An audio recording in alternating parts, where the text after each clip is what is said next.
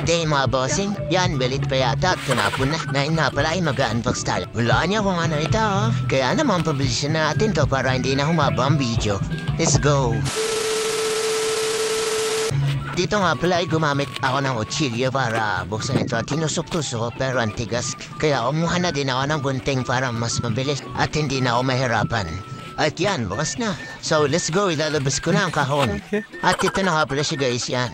Patong ko lang dito. Ay, nalaglag pa. Ay, baliktad pala, sorry. Ay, sige. Yan pala yan, paganyan. Kaya let's go, open ko na. Yan ay, may plastic pa pala. No! So guys, ito nga pala kasama niya yan. Isang clam at saka mga spring. Siguro naman alam niya na ang ina-unbox ko ngayon. Okay. At ito na siya guys. Oy, slow mo ba? Ang danda. Ka nasisira, ulo. Anis, ganda. Ito nga pala isang SC project na muffler. Uy, sana all! Siyempre, muffler yan na naman, elbow. Yan guys, oh, tingnan niya, napaka-solid. At ang bigat niya din pala guys. You know, para ka naghugot ng isang espadang samurai. What? Siyempre, wala nang paligwi-ligwi pa. Install na natin to sa ating tool. Let's go! Dito pala guys is, kinatanggal ko muna yung spring sa elbow. At hindi rin naman siya ganun kahirap tanggalin. Kaya sinunod ko na din yan sa cowrod. Kasi nakakawid lang to, wala siyang clamp. Kasi pilang clamp na to, dalawa na, napuputol lang. Kaya nilagyan ko lang ng kawid yung muffler para hindi siya nauga-uga. Ito nga pala muffler natin yan, tinan yung itsura. Siyempre, sa sobrang excited ko, tinry ko muna kung babagay. At hindi nga ako nagkamali sa napili ko. At tingnan nyo ang kinalabasan. Hey, napaka-amas. Ang angas mo ah. Tingnan nyo guys, di ba ang tapos pero natakay ko nga ba? Wait talaga. Ito pala guys is isusukat ko muna yung clamp kung magkakasya ba siya o hindi. At yun, hindi nga siya tapos mabubutas pa ako.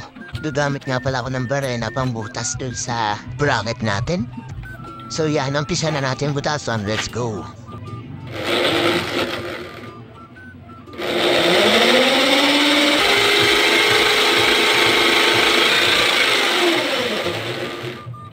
Ang hirap pala ang butasan nito na nakakabit. Tapos ang tigas-tigas pa. Kaya tatanggalin ko muna yung bracket niya. Yan, kinakalas-kalas ko muna siya. So yun, nakalas ko na. After ko nga pala makalas, kumuha muna ako ng kahoy. Para dun ko ilagay yung bracket at doon ko siya butasan. Naglagay na din ako ng pako para hindi umikot. So dito guys, kaya pala ang namiginig-minig sa kamay. Hindi pala ayos yung pagkakakabit doon sa talim.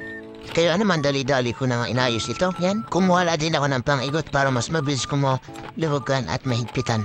At yan, tapos na. Let's go ulit. Pinasa ko nga muna pala ng tubig para hindi nag-iinit. O di ba pantay na yung ikot niya, hindi na siya tabingi.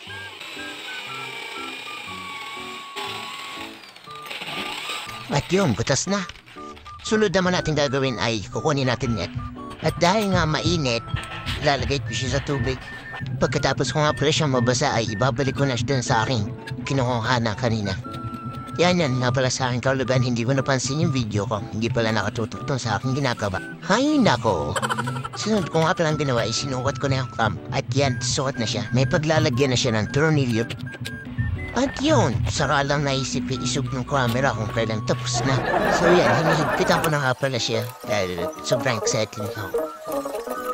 Buti na lang talaga kumpleto ako sa mga gamit para kapag may nasisira man, madali ko na ayos ito. At hindi na ako pahiram-hiram ng tool sa aming kapitbahay. Kaya kung kayo may motor, umili na din kayo ng sarili niyong gamit.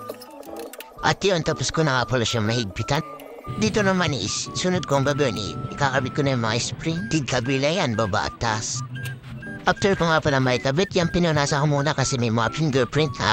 At syempre, sound check muna tayo. Let's go! Pwede naman i-start na. Bakit kailangan pan sumakay? Yan, nagulat tuloy natutulog na aso. Okay, ito siya. Grabe, solid yung tunog. Mas malakas to. Imbis na hindi mahuli dun sa isa, lalo tayo mahuhuli dahil sobrang ingay. Mababalitan pa ng mga kapitbahay.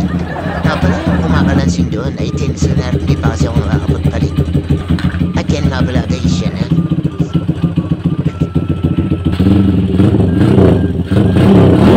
Uy, maya ka sa kapitbahay mo. Maya-maya talagang mapagbarangay na tayo dito dahil sa kaingayan mo yan. So yun lang, let's go. Bandito lang ang video na to. Alright.